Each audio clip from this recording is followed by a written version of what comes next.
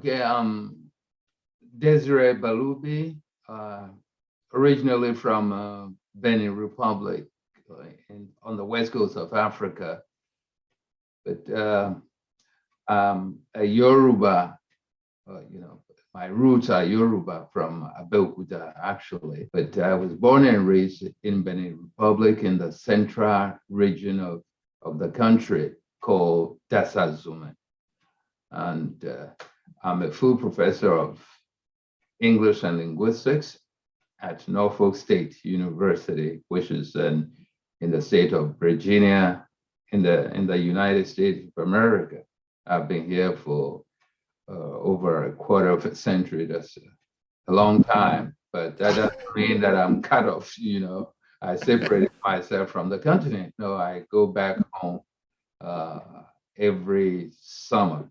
As a linguist, you got to be connected to your roots, where you actually naturally belong, and collect data and better understand what is going on as far as the language is concerned, because languages evolve, develop, and sadly, some of them die out. In fact, I'm going to have a question to ask you there related to this dying out of language.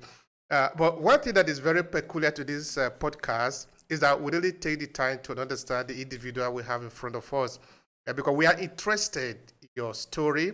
Of course, language, of course, is related also to history as it were, because we are talking about us in this sense. Could you please be kind enough to tell me about your childhood, where you were born? I want to understand, give us the privilege to understand what was happening around you at the time. As I said earlier, I was born in the central region of Benin Republic. And as you know, Benin Republic is a French-speaking country. And I was born in a village called Kere. And Kere is part of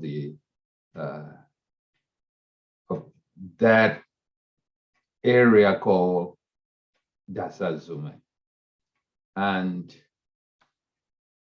my dad and my mom were farmers.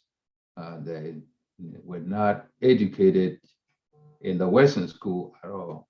So they both spoke our native language, which is Idacha, and Idacha is the dialect of Yoruba, which interestingly enough, I actually researched as my dissertation topic.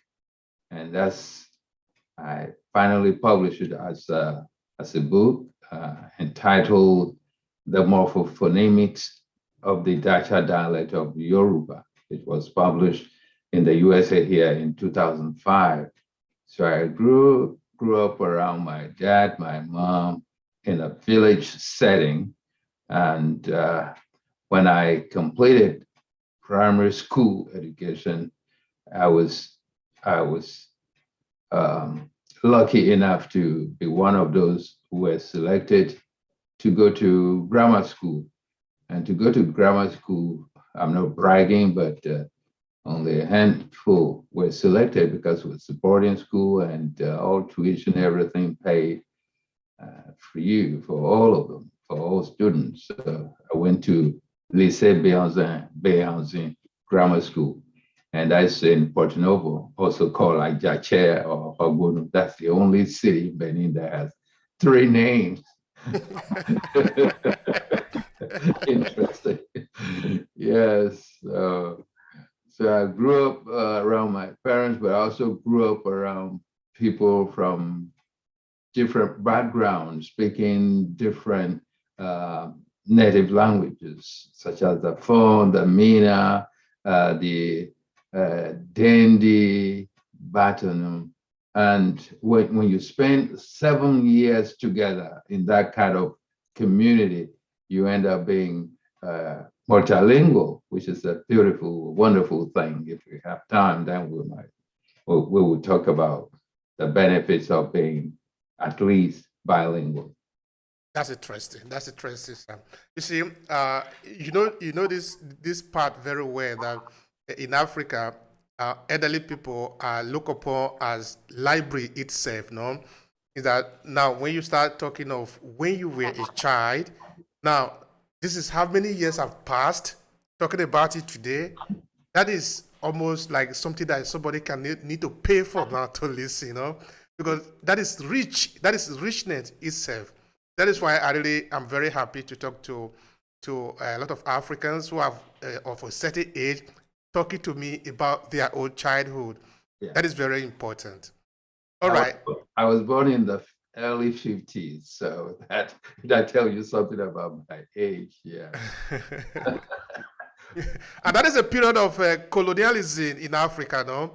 Can you share something with us there? Because, like I said, we are passionate about our history, and Yeah. language is a very key part of it. Anyway, we'll just leave that aside, and we are coming to that just now. Okay. So, this is the period of colonialism now. So, what was the kind of dream that young people we have there growing up, looking all around there, like European? Because we didn't live it. In my time, Nigeria was already independent. So, In the 50s, actually, so it's mixed feeling, I should say. As a child, you were in a hurry to leave home because you were tired of working on the farm, weeding, doing work with dad and mom in the cotton field, the tobacco, and feeding animals. You were tired, and you wanted to get away from home to gain some kind of freedom. Okay, do whatever you wanted. On weekdays, of course, you'll be going to school, but on weekend, instead of going to the farm, you will be free. Maybe you can go watch a football match or go watch movies. So we were between home traditions and also the Western culture.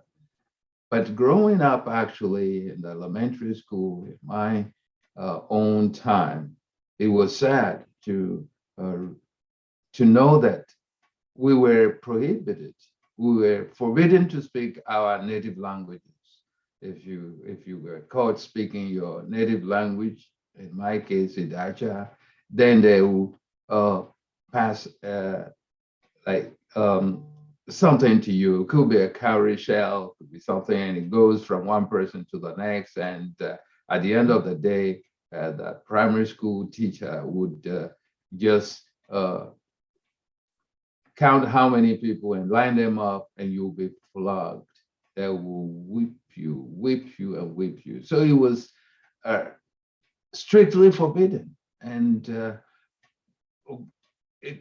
the damage caused is irreparable. It's irreparable. You see, so we started developing this kind of negative attitude to our languages, and because we were brainwashed and we were told they were primitive language. Actually, that they were not languages at all.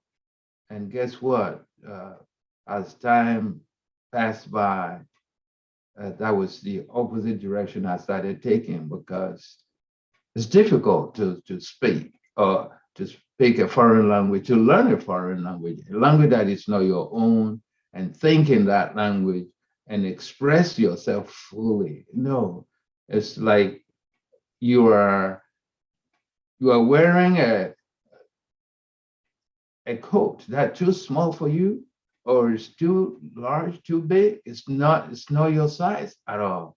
So you think, how people think differently. Those who live in a mansion compared to people who live in huts, they think differently. You see, so no, it didn't match, it didn't work. So I decided to study my language, and surprisingly enough, I discovered the beauty of it and the wealth in our languages, starting with mine. And then when I do publications, I'll make references to other languages that I understand that I don't necessarily speak fluently. But as a linguist, it's a matter of collecting the data, you analyze it. Oh, it's one of the wonders of the world. Language is, and it's a criminal to force people to speak other languages other than their own. Thank you so much for that. Even in my time too, because I was born much later now. And when we were going to school, it's something that they were also, they did it to you, they did it to me too, and they continue to do it today Yeah. as we speak.